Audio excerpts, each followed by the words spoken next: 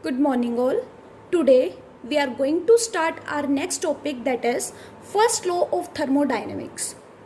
First law of thermodynamics is simply the law of conservation of energy, which implies that energy can neither be created nor be destroyed, can be converted into one form to another. Or you can say total energy of the universe remain constant. Total energy of the universe remains constant. Or first law of thermodynamics can be defined as the energy of an isolated system is constant. The energy of an isolated system is constant.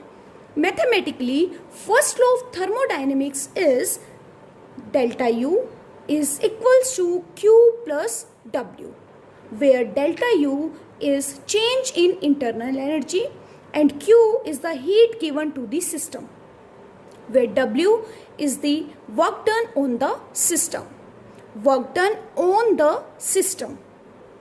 Now, we need to know, what do you mean by internal energy?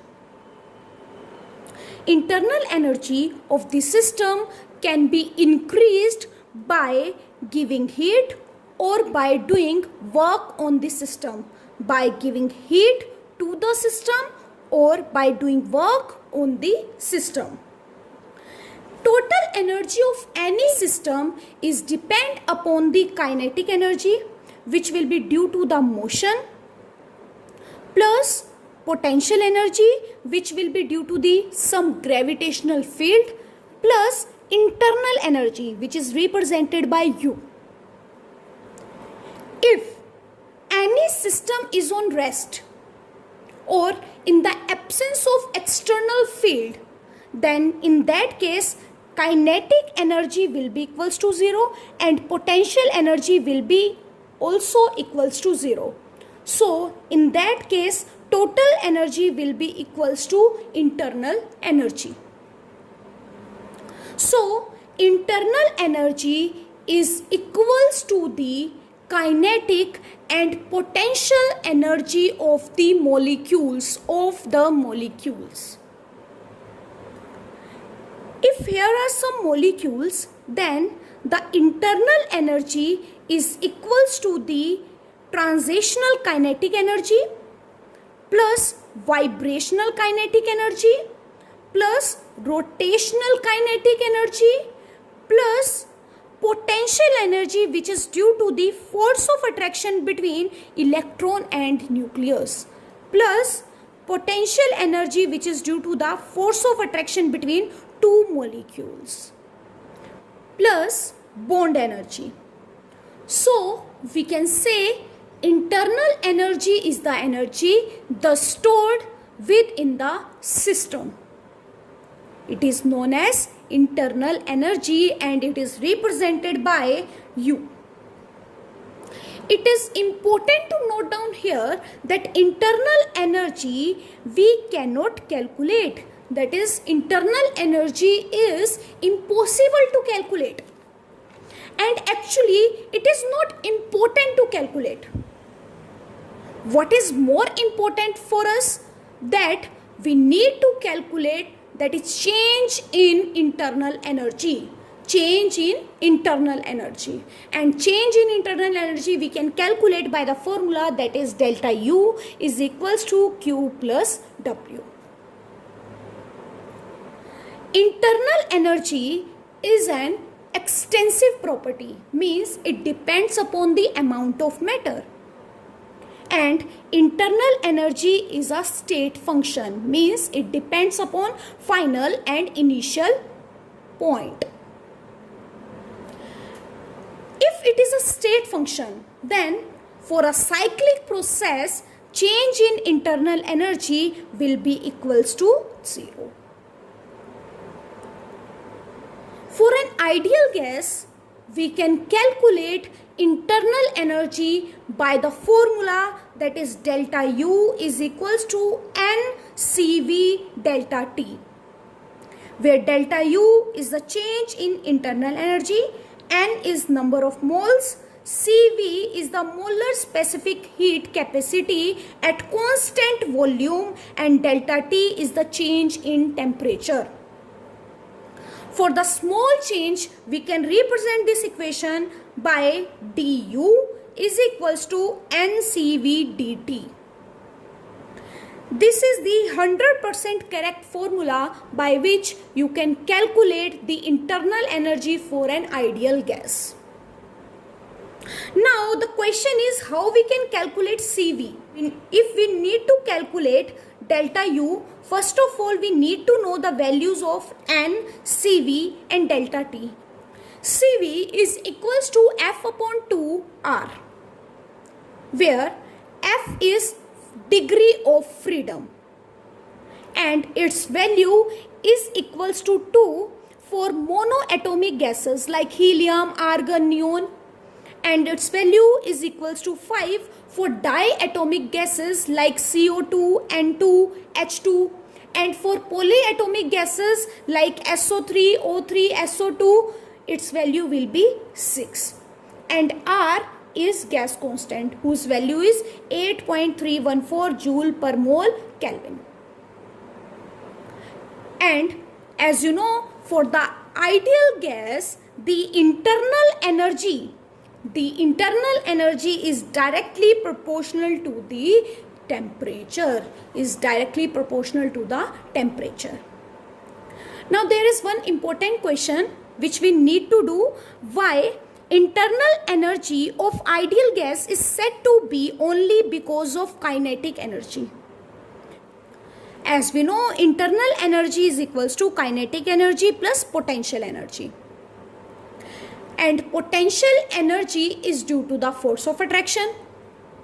And as you know, the force of attraction in ideal gas is 0. If force of attraction is 0, then potential energy will also be equals to 0. If potential energy is 0, then internal energy will be equals to kinetic energy, will only be equals to kinetic energy, and that is why internal energy of the ideal gas is equals to kinetic energy. Now, as we know, delta U is equals to Q plus W, where Q is the heat and heat is a form of energy, or you can say it is a form of transfer of energy. Heat given to the system will be positive, that we have already done. Heat given by the system will be negative. This we have already discussed.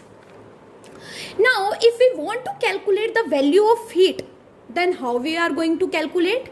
As you know, that specific heat capacity is equals to Q upon M into delta T.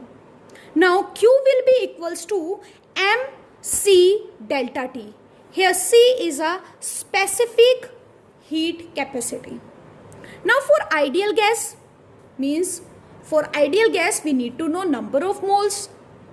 So, in that case, how we are going to calculate the value of heat?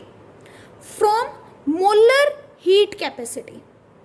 And molar heat capacity is equals to Q upon N delta T. And Q will be equals to NC delta T. NC delta T. And C we can calculate at constant volume and constant pressure. CV, as I have told you, CV we can calculate by the formula F upon 2R, where F is a degree of freedom and R is universal gas constant. And CP minus CV is equals to R. By this formula you can calculate CP. Now let's talk about work. As we have already discussed, work done on the system will be positive. Work done by the system will be negative, and for gases, work done is equals to minus P external into delta V, means pressure into delta V. Now let's do one or two question. 500 calorie of heat is given to the system, and system perform 350 calorie work. Calculate change in internal energy. As we know, internal energy is equals to Q plus W. Now, heat value is plus 500 calorie. Why? Because heat is given to the system. When we are giving heat to the system, then it will be positive. So, plus 500 calorie. And here, system perform 350 calorie work. Means system is doing work. So, it will be minus 350 calorie. Now, let's put this value in this equation. Then it will be 150 calorie. Try to do question, that is 0.5 mole of oxygen is heated from 25 degrees C to 125 degrees C at constant pressure, and you need to calculate heat, change in internal energy and work. Now, as we know, delta U is equals to Q plus W.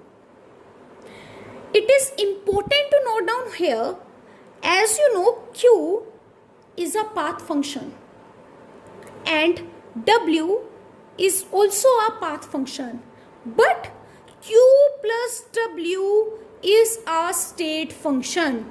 Q plus W is a state function. Why it is a state function? Because Q plus W is equals to delta U, and delta U is a state function. That is why Q plus W is also a state function. Now, if an isothermal process is there, or we can say for isothermal process, change in internal energy will be equals to 0, and for that case Q will be equals to minus W. Q will be equals to minus W. And you know W is equals to minus P delta V. Now let's put this value in this equation. Then it will be delta U is equals to Q minus P delta V. And Q is equals to delta U plus P delta V.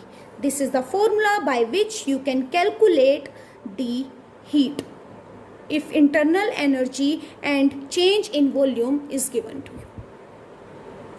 I hope you have understood today's topic. So that's all for today. Have a nice day ahead.